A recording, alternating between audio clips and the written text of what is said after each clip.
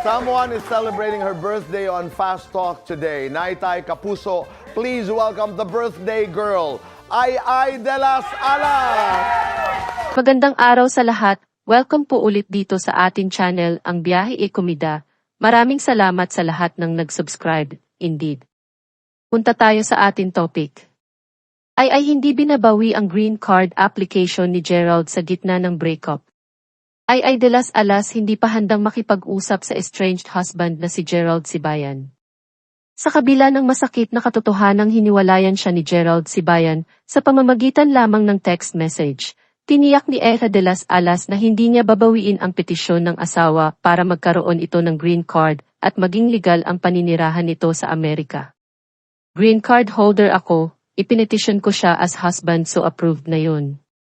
Naghihintay lang siya ng green card. Pahayag ni Ay sa panayam niya sa Fast Talk with Boy Abunda ngayong Lunes, November 11, 2024. Tanong sa kanya ni Boy Abunda, na kanya ring long-term talent manager, may speculations na dahil ikaw ang nagpetisyon, ipaparevoke mo raw ang mga papel ni Gerald. Pahayag ni Ay, syempre, kapag initial, buwisit ka, kung ano-ano ang nasasabi mo, pero hindi ko naman gagawin yon. Syempre, husband ko pa rin siya and parang help ko na yon sa kanya para magkaroon siya ng legal status sa Amerika. Hindi naman niya sinabi na isacrifice ang career ko, pero kaya talaga ako parating nasa Amerika para samahan siya. Pero under contract pa rin ako sa GMA so talagang ginagawa ko na 10 days, nasa Amerika, 10 days nasa Pilipinas ako. Ang hiyap talaga.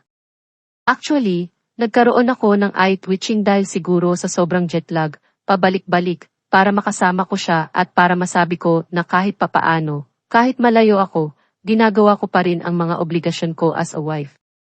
Tanong ni Boy kay Ay, nagduda ka ba sa pagmamahal ni Gerald sa iyo? Minahal ka ba ni Gerald? Sabi ni Ay, nung madaling araw na yon, naisip ko na hindi naman kami tatagal ng 10 years kung hindi niya ako minahal. Pero nang dumaloy na ang mga araw, marami na akong naisip. Kumbaga, nag-rewind ako, kaya pala. So, kalahati yata ang kalahati. Breed pa ng mga, baka lang ha? Baka na starstruck o kung ano man. Baka na-thrill din siya na, ako yung asawa ni Ay. Parang ganoon. Madaling araw ng October 14, 2024, 2 a.m., nang matanggap ni Ay ang text message ni Gerald na nagsasabing hiwalay na siya. Ayon kay Gerald, gusto niyang magkaanak at hindi na siya masaya sa relasyon nila. Boy, nakapagpatawad ka na at gaano kakalakas ngayon para makapagsimula? Tugon ni Ay, madali kayang sabihin yung pagpapatawad, pero gusto ko, kung patatawarin ko siya, yung talagang buong-buo sa puso ko. Kasi ngayon, at this point, nasa process pa ako ng pinaprocess ko pa lahat. Bakit? Anong nangyari? Sobrang lakas ko ngayon kasi kailangan kong buuin ang sarili ko, moving forward. Tapos yung mga hindi ko nagawa noon, gagawin ko ngayon. Like, pupunta ako sa Siargao, sa Medjugorje, sa Bosnia and Herzegovina, and ipufulfill ko kung ano yung gusto ni Lord para sa akin. Tingin ko, may gusto siyang ipagagawa sa akin. As long as nandyan si Mama Mary at the Lord sa buhay, na constant naman na never in my life na iniwan ako ng Panginoon at ng mahal na ina, game ako. Ang unang balak ni Ay manahimik at huwag nang isiwalat sa publiko na hiniwalayan siya ni Gerald. Pero nagbago raw ang desisyon nito dahil nangibabaw ang kanyang paniniwalang karapatan ng mga tao na malaman ang mga nangyayari sa personal na buhay niya. Saad niya, nahihirapan akong itago, and I owe it to the public. Kasi ever since naman nag-start ako sa show business, open book ang buhay ko sa kanila. Mahirap magsinungaling. Mas madali ang katotohanan. So, at least ngayon, parang freedom. Super pray talaga ako. Sabi ko, Lord, baguhin mo ako. Bigyan mo ako ng bagong puso, isang mapayapang puso, isang pusong masaya, isang pusong nagpapagaling. At saka yung pagpapatawad kasi konti na lang ang ilalagi ko sa mundo. Gusto ko naman na mag-leave ako ng legacy ko na, si Ay, iba na siya ngayon. Tahimik na siya. Hindi na siya maingay. Hindi na siya magulo. Kahit ano ang nangyari sa kanya, she's always thankful and positive. So, Yun man lang, masabi ko sa inyong lahat na may magandang mangyayari pa sa atin, kahit may nangyari na hindi maganda. Let's move forward and positive love, na may magbibigay at may magandang mangyayari sa atin na regalo ng Panginoon. Handa na ba si Ai na makipagswab kay Gerald?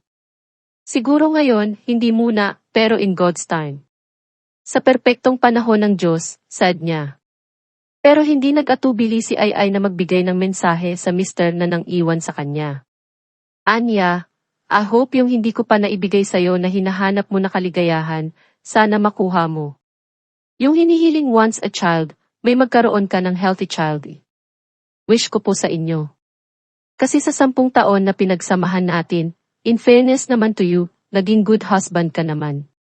Siguro ganoon talaga ang buhay. Basta sana maging masaya ka na, and I wish you all happiness na hinahanap mo. Ngayong Lunes, November 11, ang ika-6 na po na kaarawan ni Ai. Pero pinili niyang huwag nang magkaroon ng pagdiriwang dahil sa malungkot na pangyayari sa kanyang buhay. May mga sumunod pang reaksyon, speculations na di umano'y hiwalay na kayo ni Gerald, meron kayong problema sa inyong marriage. Ngayon, ang tanong, and this is not easy, mahirap po ito itanong. Kayo ba ng iyong asawa na si Gerald Simbayan ay hiwalay na, oo, hindi? Oo, hiwalay na kami. Panoorin ang buong panayam kay Miss Ai sa Fast Talk with Boy Abunda.